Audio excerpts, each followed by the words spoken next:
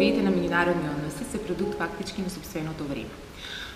Основната дебата се уште се води помеѓу либерализмот и реализмот во меѓународните односи и треба да имаме во предвид токму врз основа на претходно кажаното дека теориите се продукт на сопственото време, што значи се обидуваат да најдат објаснување на прашањата кои што се значајни за државите во меѓународните односи во времето во кое што живеат авторите, па на таков начин и реализмот и либерализмот имаат своји претходници многу далеко во историјата. Меѓутоа, не се само реалистичката и либералистичката теорија единствените теории кои што ги објаснуваат меѓународните односи.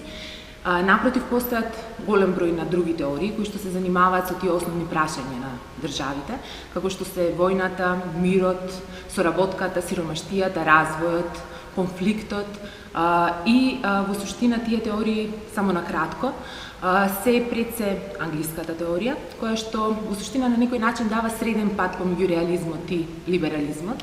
Понатаму конструктивизмот е исто доста значаен во меѓународните односи, кој што се базира пред се на идеите и на вредностите.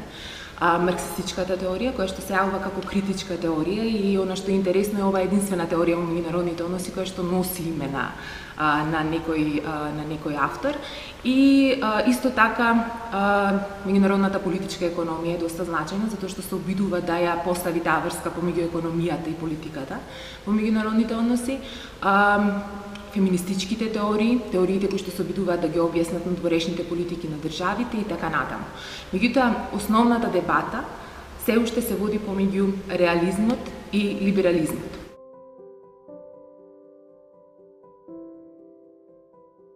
Реалистичката теорија, освен што тргнува од таа основна предпоставка дека човековата природа е лоша и егоистична, една константа во оваа теорија е исто така и безбедносната дилема. Безбедносната дилема која што Хобс ја препознава во природната состојба на човекот, а која што понатаму со формирањето на Левијатанот се пренесува врз државите.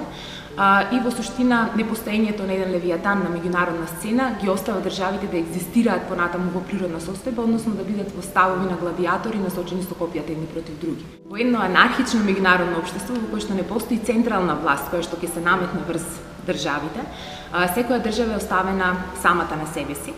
Односно секоја држава треба да се грижи за својата безбедност и може да ги користи сите средства кои што ги има на располагање за да ја оствари својата безбедност во меѓународните односи. И она што исто така треба да го имаме во предвид е дека реалистите постојано потенцираат дека меѓународната политика е политика на моќ.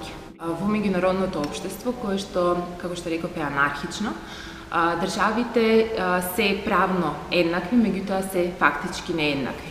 И покрај тоа што не постои една централна власт, постои хиерархија на моќ, која што значи дека способноста која што ја има државата во суштина ја одредува незината слобода на действување на меѓународна сцена. Од друга страна, за разлика од реалистите, представниците на либералистичката теорија се фокусираат најмногу на прогресот. Прогресот, модернизацијата на државите на меѓународна сцена, меѓутоа во крајна линија прогресот во секој случај прогрес пред се за индивидуата. И токму поради тоа го потенцираат тој момент, позитивниот нивни приод кон човековата природа, вербата во соработка, која што значи намалување на конфликтите на меѓународна сцена и значењето на меѓународните организации кои што се формираат засилено после крајот на Втората светска војна и кои што придонесуваат според нив во одржување на светскиот мир и кои што придонесуваат според нив во фактички во градење на една поголема благосостојба на меѓународна сцена.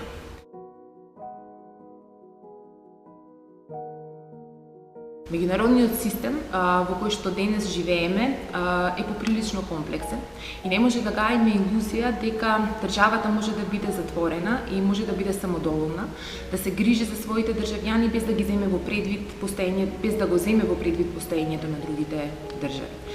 Токму поради тоа не може да земеме само една теорија од меѓународните односи која што го објаснува денешниот меѓународен систем. Затоа би рекла дека можеби токму овие две најзначајни и најголеми теории во меѓународните односи треба да се применуваат заедно, затоа што и двете представуваат две страни на паричката и затоа што комбинацијата на двете теории во суштина ни дава едно вистинско објаснување на каков е светот во кој што ние денес живееме. Од една страна имате зголемување на животниот век, имате голем број на деца кои што се во рамки на образовниот систем. Дури ги имате приватните компании кои што се транснационални, имаат своји представништва, меѓутоа имаат и своји фабрики насекаде низ светот, кои што се повеќе ги земаат во предвид човековите права и заштитата на човековите права. Така што од една страна е овој развој на настаните, голем дел од сиромашното население е подигнато од сиромаштија во последниве декади. Меѓутоа од друга страна не може да го занемариме фактот дека голем број на екстремисти се уште се распространуваат низ различни држави во светот. Не може да го занемариме фактот дека постојат тензии помеѓу Соединетите Американски држави и Северна Кореја. Не може да го занемариме фактот дека Русија прави видеопрезентација на своето вооружување пред изборите, ниту пак тоа дека нуклеарниот договор со Иран е ставен под знак прашање, исто како што не може да го занемариме фактот дека во суштина климатските промени се повеќе имаат се поголемо влијание, меѓутоа се зголемува и бројот на државници кои што ги негираат овие климатски промени. И на таков начин во суштина потребна ни е комбинација и од двете теории за да може да го објасниме денешниот свет.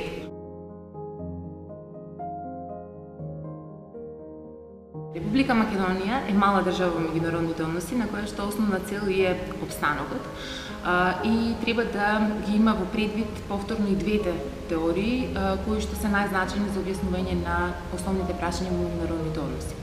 Од една страна, реалистите треба да не научат дека државите треба да ги имаат во предвид интересите на останатите држави на меѓународна сцена. Јас би рекла тука ние треба да ги имаме во предвид интересите на нашите соседи и интересите на големите сили како што се Соединетите Американски држави и Русија, кои што се преклопуваат, чии што интереси се преклопуваат над Балканот.